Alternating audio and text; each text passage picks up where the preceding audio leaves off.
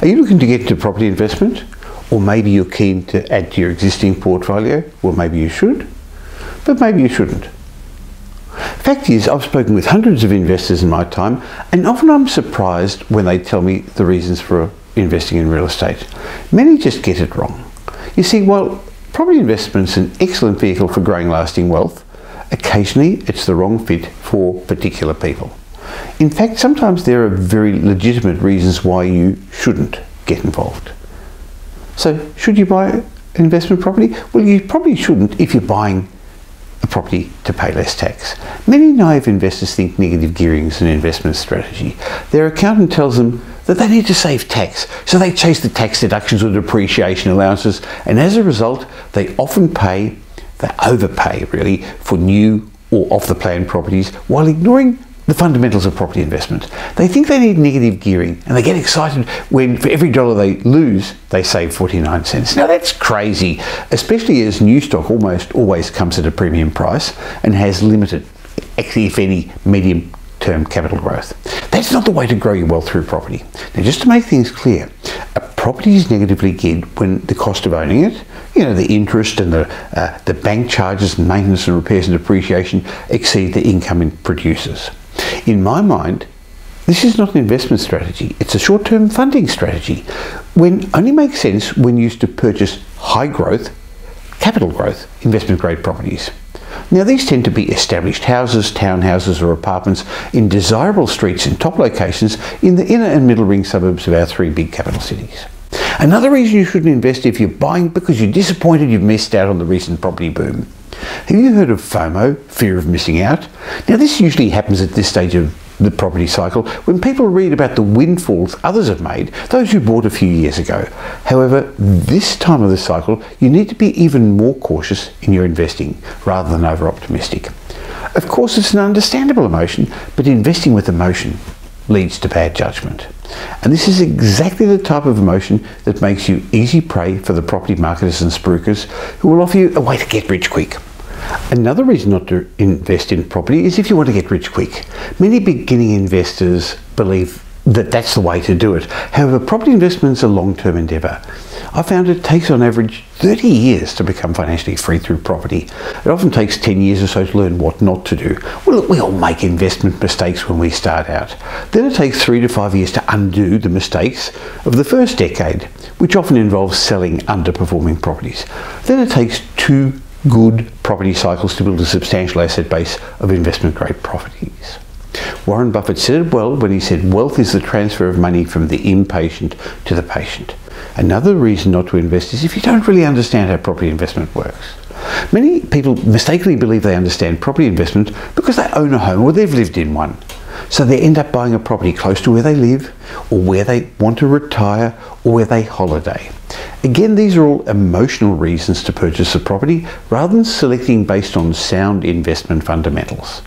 On the other hand, successful investors have formulated a sound investment strategy that suits their risk profile and helps them achieve their long-term goals, and it's a strategy that stood the test of time. Of course, you also shouldn't invest if you're not financially fluent. If you haven't learned how to budget, if you don't spend less than you earn, if you don't know how to save, and if you're not good at handling debt, then property investment may not be for you because of the large amounts of debt involved. It'll take you either out of your investment comfort zone or it can get you into financial trouble. Of course, if you're scared of debt, and many people are because they don't fully understand the difference between good debt and bad debt, then steer clear of property until you better understand the power of leverage, compounding and time, because that works really well if you own the right properties. Of course, you also shouldn't get involved in property investment if you want a multi-purpose property. If you're buying a property with the aim of creating wealth, but also to be your future home, or maybe a part-time holiday home, or somewhere to retire in the future, then perhaps you're wanting that one little property to do much too much. I've never found that a mixed-use property delivers premium investment returns. Something has to give. For one, there are too many emotional factors at play. Of course, adhering to a proven investment strategy will mean you're more likely to buy an investment-grade property and not make this type of mistake. Also, you should avoid investing in property if your finances are not in order, because property investment is a game of finance with some real estate thrown in the middle. To get into property, you should have a stable job or profession or business, something with a steady income, And you need to be attractive to the banks so they lend you money. Plus you have to have a sufficient cash stashed away in a financial buffer to see you through the inevitable rainy days. Of course, another reason you shouldn't get involved in property investment is if you don't have enough money, because if you can't afford an investment grade property, either because you haven't saved a sufficient deposit or you can't service the loan repayment, then rather than buying a secondary property, in my mind it's better to wait and not buy anything until you can afford a good property. One of the reasons that around 50% of those who get into real estate sell up in the first 5 years, and the main reason around 90% of investors never buy more than one investment property, is that the first property they buy underperforms and they lose confidence. In my mind, less than 5% of properties currently on the market are investment grade.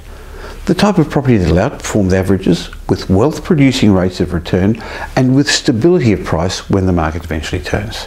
This means you need to buy the right property in the right location, remembering that the correct location will deliver around 80% of your property's performance. So if you can't afford this type of property, sometimes the right thing to do is nothing. Because you make your money when you buy a property, not because you buy it cheaply, but because you buy the right property. And the last reason you shouldn't get into property is if you're trying to time the market to find the next hot spot.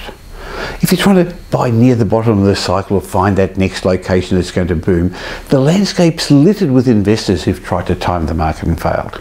Instead, the right time to buy is when your finances are in order and you've got the ability to purchase an investment grade property. Remember, there's not one property market around Australia, so there'll always be opportunities somewhere. Rather than wait and buy real estate and wait. So the bottom line is, when it comes to buying property, there are plenty of reasons to take action, but there are just as many reasons to hit the pause button. If you're not sure about your next move, speaking to a property professional may give you the clarity and the direction you need to move forward. So why not have a chat with the team at Metropole? We've got no properties for sale, but access to every property on the market, with offices in Brisbane, Sydney and Melbourne. One of our property strategists would be happy to have a chat with you to see how your current portfolio is working, or if you're wanting to get into the market, help you avoid the trips and the traps ahead.